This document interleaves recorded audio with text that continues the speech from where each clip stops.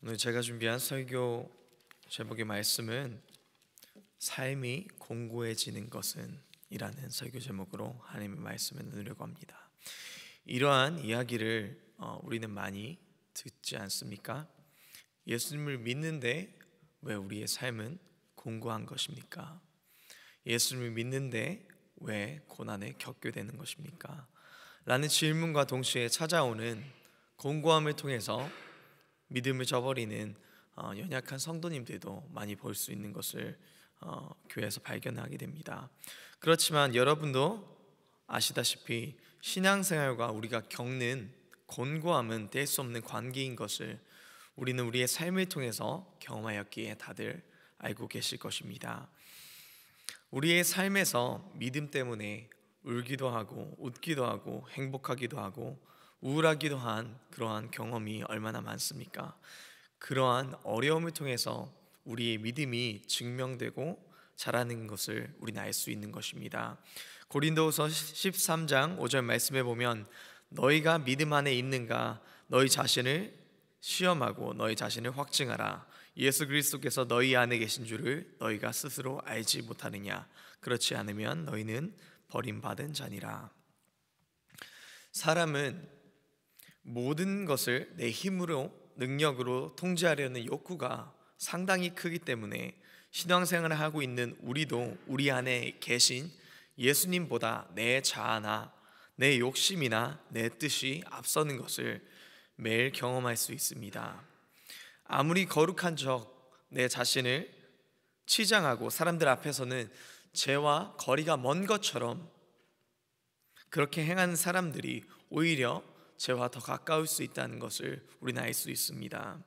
반대로 내가 죄인임을 매일 고백하고 하나님 앞에 무릎으로 눈물로 회개로 절실하게 나아가는 자들은 하나님께서 긍휼히 여기시고 그들을 믿음으로 세워주시는 것을 우리는 보게 됩니다. 오늘 본문 말씀을 통해서 우리가 다시 한 번 더 깨달아야 하는 것은 우리가 믿는 하나님이 어떤 분이신가를 상기하는 것입니다. 성경을 통해서 하나님을 알아가는 것이 하나님의 뜻에 순종하는 것이 우리가 성경을 읽는 이유라고 믿으신다면 오늘 하나님 말씀을 통해서 하나님이 어떤 분이신지를 발견하고 그분을 인격적으로 만나는 은혜의 시간이 될 수 있기를 예수님의 이름으로 축원합니다. 첫 번째로 우리는 본문 말씀에서 발견할 수 있는 그 하나님은 은혜의 하나님이라는 사실입니다. 하나님의 은혜가 얼마나 큰지 우리는 알고 있습니다. 그러나 그 안 것이 당연해질 때에 우리는 하나님의 은혜를 잃어버리게 됩니다.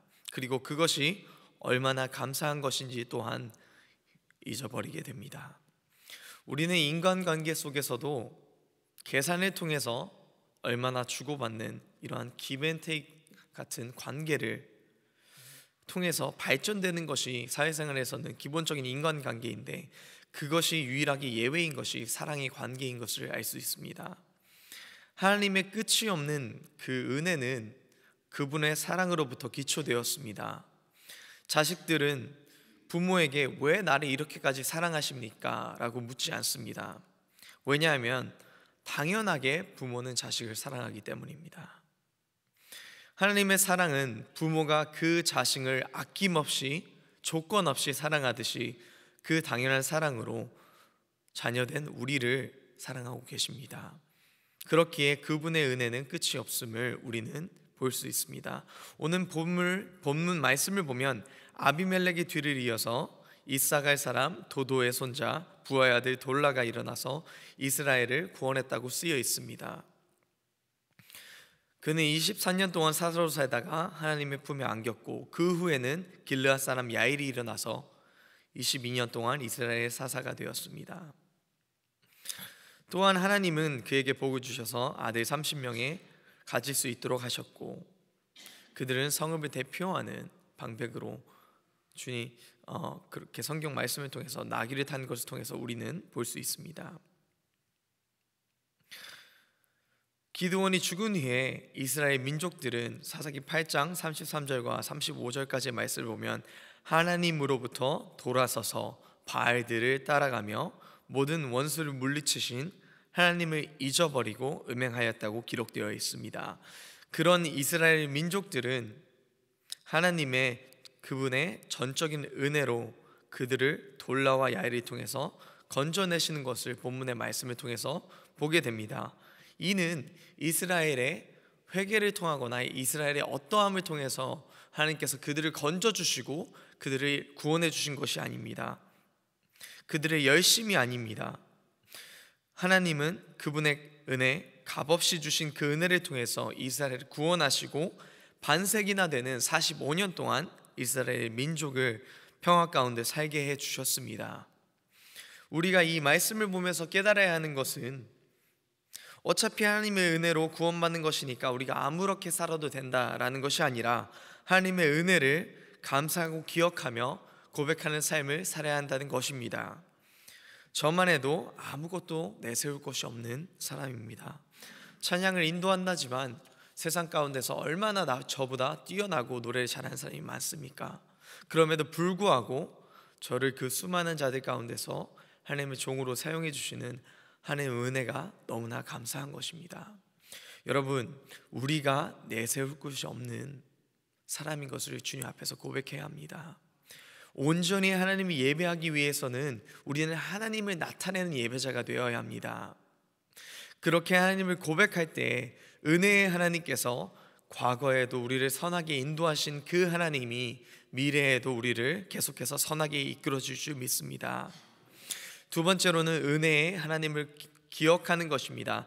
6절 말씀에 보면 이스라엘 자손이 다시 여호와의 목전에 악을 행하여 바알들과 아스다롯과 아람의 신들과 시돈의 신들과 모압의 신들과 암몬 자손의 신들과 블레셋 사람들의 신을 섬기고 여호와를 버리고 여호와를 섬기지 아니했다라고 쓰여 있습니다.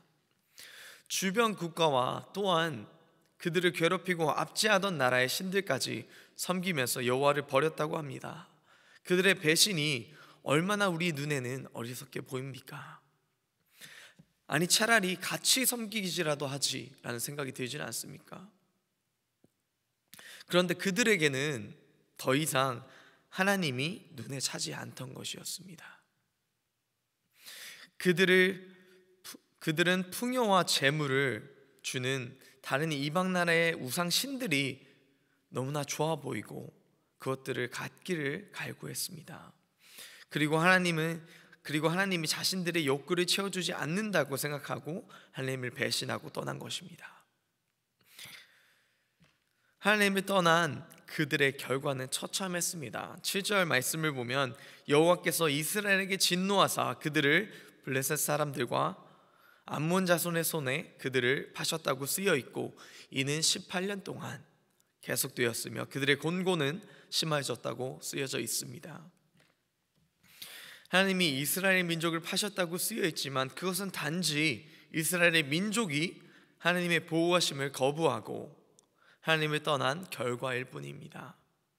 그리고 그들이 하나님을 섬기지 않을 때에 그들이 섬겼던 무수한 그 이방신들은 그들을 지켜주지 못했습니다.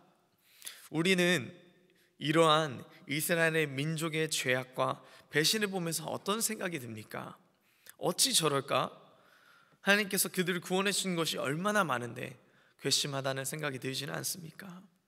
조금 상황이 좋아지고 먹고 살만 하니까 더 욕구를 충족시키려 하나님을 바로 버리고 이방신들을 섬기는 그들의 모습은 조금 비열해 보입니다. 그런데 성도님들, 우리에게도 이러한 모습이 있는 것을 고백해야 합니다. 바알을 섬기는 것은 풍요를 따르는 것, 즉 나의 욕구와 욕심을 하나님보다 우선시하는 것이었습니다. 우리는 우리의 삶 가운데서 우상을 섬깁니다. 그리고 많은 때에 이것은 돈이나 세상이나 이런 것들을 떠나서 우리의 자신인 것을 우리는 삶 가운데서 발견할 수 있습니다. 우리가 명확하게 알아야 하는 진리는 우리가 가진 어떤 것도 우리의 자신을 구원할 수 없다는 사실입니다. 그것을 따라가던 이스라엘 민족들은 하나님이 유일한 소망이 되어 남겨졌을 그때에서야 하나님께 부르짖기 시작합니다. 여기서 하나님의 놀라운 긍휼하심을 우리는 발견합니다. 이스라엘 민족이 하나님께 하나님 우리 범죄했습니다 고백하고 회개하는 마음으로 이방신들을 제하여 버리고 여호와를 섬기자 하나님은 이스라엘의 곤고함을 보면서 근심하셨다고 9절 말씀에 쓰여 있습니다. 그런데 이 근심이라는 단어가 영어로는 impatient라고 쓰여져 있습니다. 영어로 보면서 더 큰 은혜를 저는 받았습니다. 여러분, 하나님께서 이스라엘의 민족의 공고함을 보시고 impatient하게 참을 수가 없었고 견딜 수가 없었다고 하나님께서 말씀하고 계십니다. 이스라엘의 공고함은 그들의 범죄와 우상 숭배를 통해서 겪은 자업자득인데 그럼에도 불구하고 하나님은 견디기 힘들 만큼 마음에 아픔을 느끼셨습니다. 제가 볼 때에는 이스라엘의 백성의 회개가 진짜 회개인가? 라고 의심이 될 만큼 그러한 회개였습니다. 왜냐하면 이방신들에게 당연히 비지 않았겠습니까? 그렇지만 그들의 도움은 그곳에서 오지 않았습니다.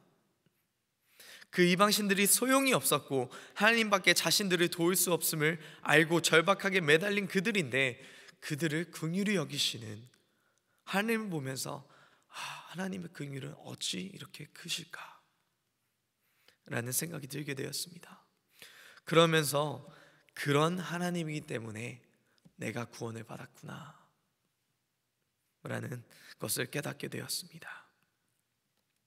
하나님이 나를 불쌍히 여기시고 나의 곤고함에 마음이 아프셨기 때문에 나를 구원해 주신 하나님을 다시 한 번 더 만나게 되었습니다. 여러분은 지금 이때에 만약에 곤고함을 겪고 계시다면 우리의 곤고함을 보시며 참을 수 없이 견딜 수 없이 우리를 사랑하시며 긍휼히 여기시는 하나님께 다시 한번 나아오시기를 예수님의 이름으로 축원합니다. 마지막으로 우리는 우리를 구원하시는 구원의 하나님을 의지하며 나아가야 하는 것을 이 시간 말씀을 통해서 보게 됩니다. 하나님은 11절, 12절 말씀을 통해서 애굽과 아모리 사람과 암몬 사람과 블레셋 사람과 시돈 사람과 아말렉 사람과 마온 사람에게서 구원하신 하나님인 것을 다시 한 번 더 성경의 말씀 통해서 강조하고 계십니다. 이는 하나님만이 그들의 유일한 구원자인 것을 다시 한번 상기시켜주고 있는 것입니다. 하나님은 오늘 우리에게 이스라엘 민족에게 말씀하신 것처럼 동일하게 말씀하고 계십니다. 지금 너희가 의지하고 있는 것, 그게 너희 자신이건 사람이건 돈이건 명예건 건강이건 그 어느 것도 너희를 구원해 줄 수 없을 것이다. 오직 구원은 하나님께만 있다는 것을 명확하게 말씀하고 계시며 우리에게 촉구하시는 것은 우리가 섬기는 우상들을 제하여 버리고 하나님께 돌아오는 것입니다. 예배를 드린다고 해서 모두가 예배자인 것이 아닙니다. 하나님을 섬긴다고 해서 모두가 하나님의 자녀인 것은 아닙니다.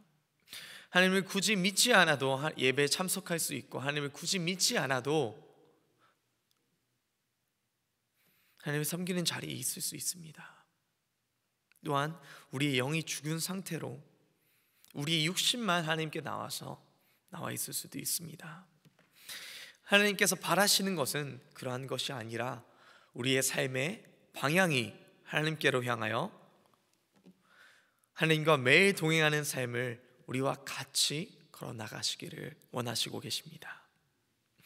우리는 하나님께 원하는 것이 구하는 것이 수도 없이 많지만 하나님은 우리를 구원하시기는 원하는 그 소원 한 가지만 가지고 계십니다. 그렇기에 하나님은 이스라엘 사람들을 구원하시기를 조급하게 기다리고 계셨습니다. 사사 돌라와 야일을 보면 알 수 있지 않습니까?